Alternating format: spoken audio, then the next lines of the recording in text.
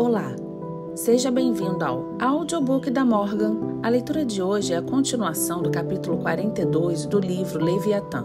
Mas antes de começarmos essa leitura, eu vou pedir para que você se inscreva no meu canal e ative o sininho das notificações.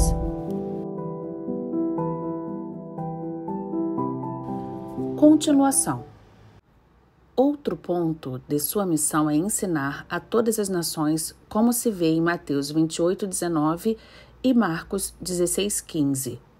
Ide pelo mundo inteiro e pregai o evangelho a todas as criaturas.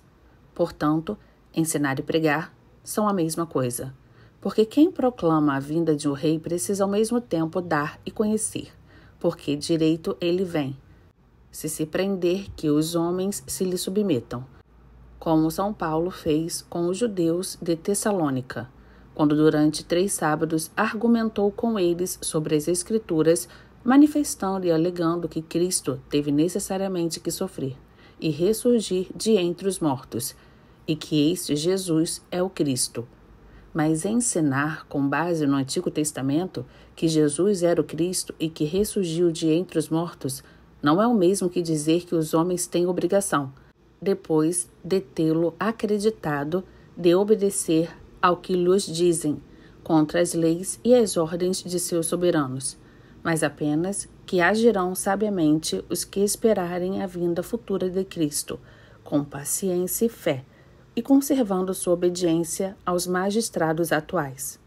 Outro ponto de sua missão é batizar em nome do Pai, do Filho e do Espírito Santo. O que é o batismo? É mergulhar na água. Mas o que é mergulhar alguém na água em nome de alguma coisa? O significado dessas palavras do batismo é o que se segue.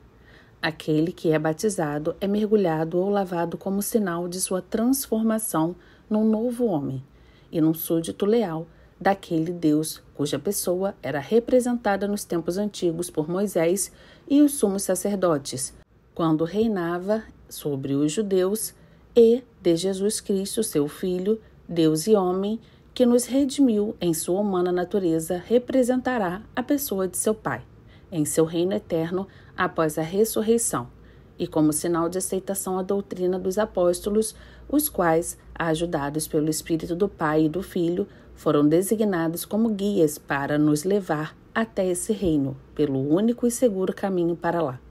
Dado que esta é a nossa promessa de batismo, e dado que a autoridade dos soberanos terrenos não deverá ser derrubada antes do juízo, é manifesto que no batismo não constituímos acima de nós qualquer autoridade encarregada de digerir nossas ações externas nesta vida. Apenas prometem os tomar a doutrina dos apóstolos como guia no caminho da vida eterna. O poder da remissão e retenção dos pecados, também chamado poder de libertar e obrigar, e às vezes as chaves do reino dos céus, é uma consequência da autoridade para batizar e para recusar batizar, porque o batismo é o sacramento de submissão dos que serão recebidos no reino de Deus, quer dizer, na vida eterna, quer dizer, da remissão dos pecados, pois tal como a vida eterna se perde quando o pecado é cometido, assim também ela é recuperada com a remissão dos pecados dos homens. A finalidade do batismo é a remissão dos pecados, e por isso São Pedro, quando os foram convertidos por seu sermão do dia de Pentecostes, lhe perguntaram o que deveriam fazer. Aconselhou-os a arrependerem-se e deixarem-se batizar em nome de Jesus, para a remissão dos pecados.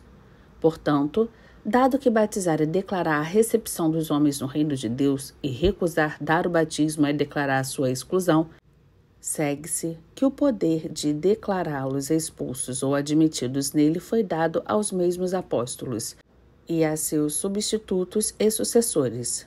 Assim, depois de nosso Salvador soprar sobre eles, dizendo, recebei o Espírito Santo, acrescenta no versículo seguinte, seja quem for que por vós tenha remido seus pecados, estes estarão remidos, e seja quem for cujos pecados por vós sejam retidos, eles estarão retidos. Com estas palavras, não é conferida a autoridade de perdoar ou de reter os pecados simples e absolutamente da maneira como Deus os perdoa ou os retém, pois conhece o coração do homem e a verdade de sua penitência e conversão, mas apenas condicionalmente ao penitente. E este perdão ou absolvição, caso o absolvido tenha apenas um arrependimento fingido, fica imediatamente sem qualquer outro ato ou sentença do absolvente, nulo e sem qualquer efeito para a salvação, sendo, pelo contrário, uma agravante do pecado. Portanto, os apóstolos e seus sucessores devem guiar-se apenas pelos sinais exteriores do arrependimento, e se estes se manifestarem, têm autoridade para negar a absolvição, mas se estes não se manifestarem, não têm autoridade para absolver. O mesmo pode também verificar-se no batismo, pois a um judeu convertido ou a um gentio ou apóstolos não tem poder para negar o batismo, nem tem o de concedê-lo a um impenitente. Mas dado que ninguém é capaz de discernir a verdade do arrependimento de outrem, a não ser pelos sinais exteriores de suas palavras e ações, que estão sujeitas à hipocrisia, surge uma nova questão. Quem pode ser constituído como juiz desses sinais? Questão que é decidida pelo nosso próprio Salvador. Se teu irmão, diz ele, pecar contra ti, vai e fala-lhe da sua falta a sós entre ti e ele. E se ele te ouvir, terás conquistado a teu irmão. Mas se ele não quiser ouvir-te, leva contigo mais um ou dois. E se ele recusar ouvi-los, vai dizê-lo à igreja. E se ele se recusar a ouvir a igreja, deixa que ele seja para ti como um pagão e um publicano. Por onde fica manifesto que a decisão acerca da verdade do arrependimento não compete a qualquer homem, mas à igreja, isto é, à Assembleia dos Fiéis, ou aqueles que têm autoridade para ser seus representantes. Mas além da decisão, é também necessário que seja pronunciada uma sentença, e isto compete sempre ao apóstolo, ou a algum pastor da igreja, como prolocutor do nosso Salvador, que fala no versículo 18. Tudo o que ligares na terra será ligado no céu, e tudo o que desatares na terra será desatado no céu. E é conforme a isto a prática de São Paulo quando diz: porque eu, em verdade, ausente de corpo, mas presente em espírito, já determinei como se estivesse presente em relação àqueles que praticou tal ato, e em nome de nosso Senhor Jesus Cristo, quando estamos reunidos, e de meu espírito, com o poder de nosso Salvador Jesus Cristo, entregar esse a Satanás, quer dizer, expulsá-lo da igreja, como alguém cujos pecados não foram perdoados. Neste caso, foi Paulo quem pronunciou a sentença, mas primeiro a Assembleia ouviu a causa. O julgamento de um tal caso é mais expressamente atribuído à Assembleia. Mas agora vos escrevi que não aceitasses a companhia de alguém que seja chamado irmão, mas seja um fornicador, etc. Que com tal pessoa não comesses. Pois, que me importa julgar os que estão fora? Não julgai vós os que estão fora? Portanto, a sentença mediante a qual alguém foi expulso da igreja foi pronunciada pelo próprio apóstolo ou pastor, mas o julgamento acerca do mérito da causa competiu à igreja, quer dizer, à Assembleia dos cristãos residentes da mesma cidade, em Corinto. Era a Assembleia dos cristãos de Corinto.